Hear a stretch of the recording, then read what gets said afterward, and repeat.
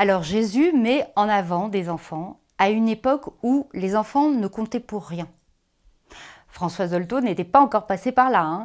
Et les enfants, comme leur nom l'indique, infants, c'est celui qui ne dit rien, enfin du moins pas grand-chose. Et Jésus les embrassa. Un baiser de Jésus, c'est énorme quand même quand on y pense. Alors j'ai essayé de trouver toutes les fois où dans la Bible, Jésus prend l'initiative d'embrasser quelqu'un. J'en ai pas trouvé. Alors j'ai peut-être mal cherché, hein. Donc il s'agit là de quelqu'un qui ne parle pas et qui ne compte pas, qui reçoit un baiser du Fils de Dieu. Et ce geste, il s'accompagne d'une parole. Quiconque accueille en mon nom un enfant comme celui-ci, c'est moi qui l'accueille. Et celui qui m'accueille, ce n'est pas moi qui l'accueille, mais celui qui m'a envoyé. En résumé, si on accueille au nom de Jésus quelqu'un qui est sans parole, c'est Dieu lui-même qu'on accueille. Alors comme catéchiste, j'ai vu beaucoup d'enfants raviver la flamme divine autour d'eux. Quand, par exemple, un enfant demande à faire sa première des communions, des parents s'engagent à l'accompagner, timidement au départ.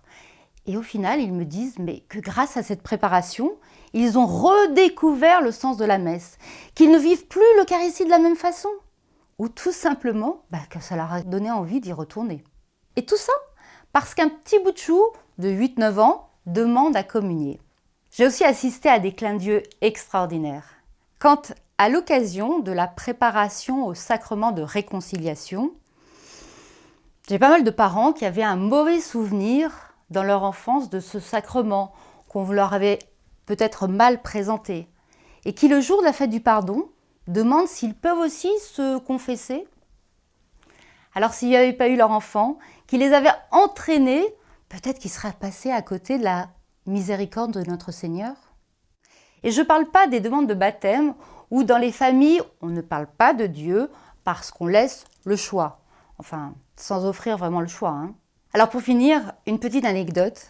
Je suis catéchiste depuis plus de 30 ans et il me vient parfois à penser que ce sont peut-être mes séances de caté qui soutiennent la foi des enfants. Un jour, au cours d'une rencontre de catéchisme, je pose la question aux enfants. Qui vous parle le mieux de Dieu ou qui vous donne envie de connaître davantage Jésus-Christ ? Quelle fut mon heureuse surprise de voir qu'ils citaient tel enfant de leur classe, parce que c'est l'enfant de cœur, ou tel autre enfant parce que c'est lui qui parle le mieux de Jésus au caté. Quelle leçon! Oui, Seigneur. Il suffit de placer un enfant au milieu de nous, de l'accueillir comme nous t'accueillons, pour que nous ayons la joie d'accueillir ton Père. En fait, c'est pas compliqué de faire du caté. Tes meilleurs ambassadeurs, Seigneur, ce sont les enfants.